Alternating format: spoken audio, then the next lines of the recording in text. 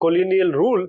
So there were Forest Act being imposed and things were regulated by the authorities. Then if something is done against the will of the people or against their livelihood, some rebellion will always be there. In many parts of India and also across the globe, forest communities rebelled against the changes that were imposed on them. We know about Sidhu and Kanu in Santhal Paraganas, Birsa Munda of Chota Nagpur, and Alluri Sitaram Raju of Andhra Pradesh. They are still remembered. Why?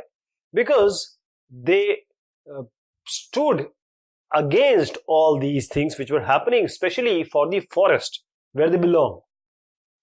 So we'll just talk about one rebellion which took place in the kingdom of Bastar in 1910. So this is the rounded area or the circled area, which is the actual area where the things happened. And if you see, the geography is like this.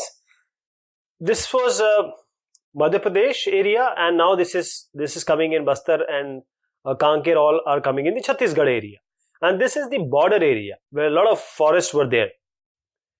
So Bastar is located in the southernmost part of Chhattisgarh, and it has borders with Andhra Pradesh, Odisha and Maharashtra. Now the central part of Bastar is on a plateau. North of this plateau is the Chhattisgarh plain, and the south is Godavari plain. The river Indravati winds across Bastar east to west. Various communities, they live in Bastar, like Maria Gonds, Dhurwas, these Bhatras and Halbas. And they often speak different languages, but they have almost similar custom and beliefs. So this is a picture of army camp in Bastar, and this was taken in 1910. And the army moved with tents, cooks and soldier. And here you see a sepoy which is guarding camp against the rebels, which we are just talking right now. So as we said, this Bastar in 2000, in 1947, there was a Bastar kingdom, and it was merged with the Kanker kingdom, and then it became Bastar district in Madhya Pradesh. In 1998, it was divided in 3 districts. 1947, they combined Kanker and Bastar. In 1998, they were divided into Kanker, Bastar and Dantewada. In 2001, this became a part of Chhattisgarh. So in 1910, as we are talking about, rebellion first started in the Kanker forest area. Why? Because the first thing happened here. We'll just talk about that. Now the basic thing is, you are still in news, you might be hearing about the Maowadi attack, etc. And this all started from here only. And that is why we hear so many news about this. So the people of Bastar, that they believe, and every the tribes, they consider that village was given its land by the earth, and in this way they look after the earth by making such certain offerings at each agriculture festival, and they respect the rivers, forest and mountain as spirits, and they all have boundaries, and they have certain natural resources within their boundary. If some other village or some other village wants to enter that boundary and want something, then they have to pay a small fee that was called as Devsari, Dand or Man. And most of them, they engage in watching, and you can say they're just paid through grain by different village people. And there is every year one big hunt where the headmen of the village in the Pargana, that is the cluster of certain villages, meet and they discuss issues regarding their area, including the forest. Now, what was the fear of the people? When the colonial government, they proposed to reserve 2/3 of the forest in 1905, they wanted to stop the cultivation, hunting and collection of forest produce. What will the people who belong to forest will do? Bastar people are the same. They got worried, and some villages were still allowed to stay in the reserve forest, but the condition was they need to work for free. to the department in cutting and transporting trees and also protecting the forest from the fires. Then these villages were known as forest villages, and people were just displaced, no compensation, no notice. All these rents and frequent demands of free labor and all these things were happening, and this was adding to the suffering of the people. And then the final thing happened, terrible famine in 1899 to 1900 and again in 1907 and 1908. And this all created the background of the rebellion. So reservation, that started everything. Reservations of that is reserving the forest. This was the last thing which started everything. Now people began to gather, and they started to talk about this, and the initiative was taken by whom? The Dhurwas of Kanker forest. Why? But because the reservation law was first imposed there. This was the first place. They don't have any single leader, but village Nethanar, there was Gunda Dhur. He was considered as an important figure of this movement. So in 1910, mango, boughs, lump of earth, chilies and arrows, and they all began circulating within these villages. And messages also started flowing, and every village contributed. Bazaars were looted, the house of officials and traders, schools, police station, they were burned and robbed, and grain were redistributed. And those who were attacked, they either are from colonial state or they were connected to some oppressive laws. William Ward was the missionary here, and he saw the event and he wrote from all the directions came streaming into Jagdalpur, police, merchant, forest peons, the schoolmasters and the immigrants. So the British, they did what? Because the rebellion was, you can say uprising was there. So British sent troops, and the Adivasis leaders still wanted to negotiate or try to have a conversation with them. But British didn't do that. They just surrounded their camp and fired. And after that, they marched through the village and punishing those who were part of rebellion or they were connected to some rebellion. So most of the villagers, what they would do, they have to go to the jungles. They have to run to the jungles. So it took 3 months from February to May for the British to regain control of all these.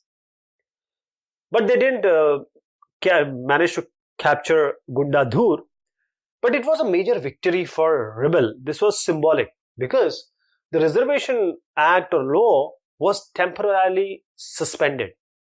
Right? It was suspended.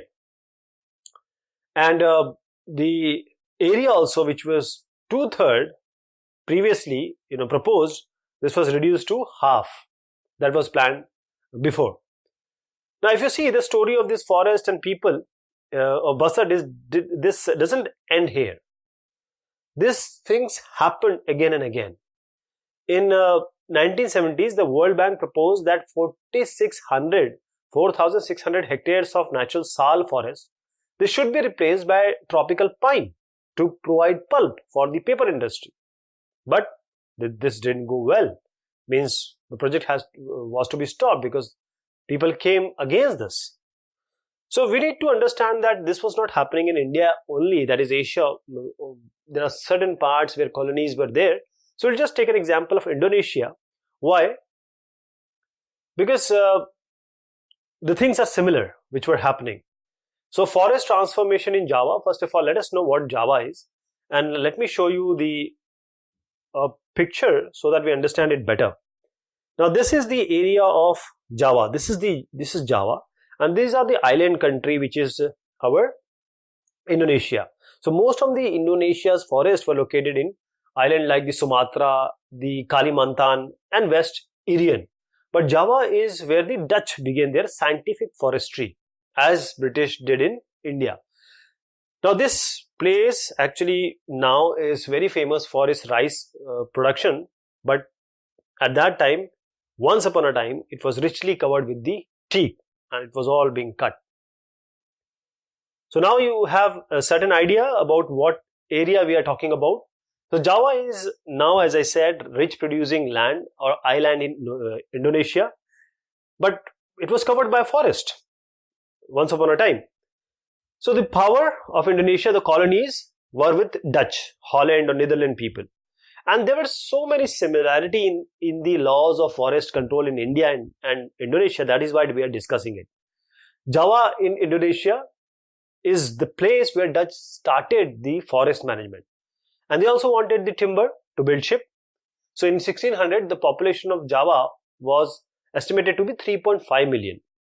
They have fertile land, but there were so many communities living in the mountains and practicing the shifting cultivation. So there were special people and very regarded people who were the woodcutters. So the Kalangs of Java, this was a community of skilled forest cutters and shifting cultivators. They were so valuable. I can give you an example that in 1755, when the Mataram kingdom of Java split into two parts, 6,000 Kalang, that is these woodcutters families, were equally divided up between these two kingdoms. And without their expertise, the kings even can't build their palaces. So when the Dutch came into being, that is they started gaining control over the forest in 18th century, they wanted the same thing. They wanted these Kalangs to work for them. And in 1770, the Kalang resisted and they attacked Dutch fort at Juana. But this uprising was short-lived. It was being suppressed. So what was the Dutch scientific forestry? In 19th century, see, this is showing all what we are discussing, this small picture. These are the trains transporting this teak out of the forest. This is late colonial period. So in 19th century, when it became very important to control the territory, not just the people, Dutch enacted forest law, as British did in India, in Java. They started in Java restricting villages access to forest. Now wood can only be cut for very specific purposes like making river boats or constructing houses, and under very close supervision. And if someone is found, that is villagers are found grazing cattle or transporting wood without permit or traveling on forest road with horse carts or cattle, they will be punished. As we saw in India, the need to manage forest for this shipbuilding and railway, this led to a lot of things like introduction of forest services. So in 1882, 280,000 sleepers were exported from Java alone, right? And all this required what? Labor in order to make logs and sleepers. So the Dutch first imposed rents on the land being cultivated in the forest, and then they also exempted certain villages. Why? On the one condition that they would provide free labor and buffaloes for transporting timber, and this was known as Blandongdiensten. Okay, this is a very difficult word, so still need to remember. So later, with the rent exception, they started giving some money also. So there was a person called Samin. So they have to face the Samin challenge. The Dutch has to face the Samin challenge. Around 1890, Sorontiko Samin, he was from Randublatung village, a teak forest village.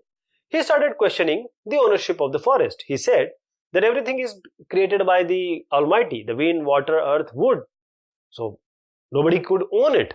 Everyone is belong to everyone. So this movement spread, and it was supported by, and main key feature was Samin's son-in-law also. By 1907, 3,000 families were influenced by his idea. So some of the Saminists, they protested, they just laid down when Dutch came to survey. Others refused to pay taxes or fines, or they said we will not perform the labor. So war and deforestation. This is the Indian munitions board, war timber sleepers piled at Sule Pagoda ready for the shipment. And this was happening because of the war. So war, how does war affected the forest, and why deforestation actually increased exponentially?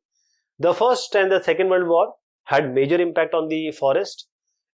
In India, the working plants were abandoned for that time, and the tree were cut to meet the British war needs.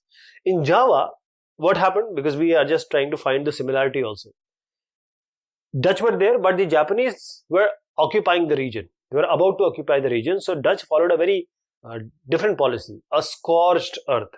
That is, before leaving, they destroyed sawmills, burned huge piles of giant teak logs so that they don't come into the possession of Japanese. But Japanese, when they come, they also exploited recklessly for their war needs. They cut down forests, everything they did. And this is what happened at that time. So new developments in forest, since we see that we have a picture here again showing the long yard in Rembang under Dutch colonial rule. So since the 1980s, government across Asia and Africa, they began to see the scientist based or scientific forestry and policy of just keeping the forest communities, those belong to the forest, away from the forest. These were the main key aspects or reason for conflicts. So conservation of forest rather than collecting just the timber has become the important goal. Now the government, most of the government, they have recognized that the people who live nearby, they need to be involved. So in many cases, if you see across India from Mizoram to Kerala, we have dense forest. These are protected just because certain you can say communities like Sarnas, Devara Kudu, Kanrai, they think them as a sacred place. Okay, villagers also started patrolling, and everyone like villages or villagers, they started guarding. And this is how local forest communities and environmentalists today, they are thinking of different forms of forest management, not what colonial rule people did.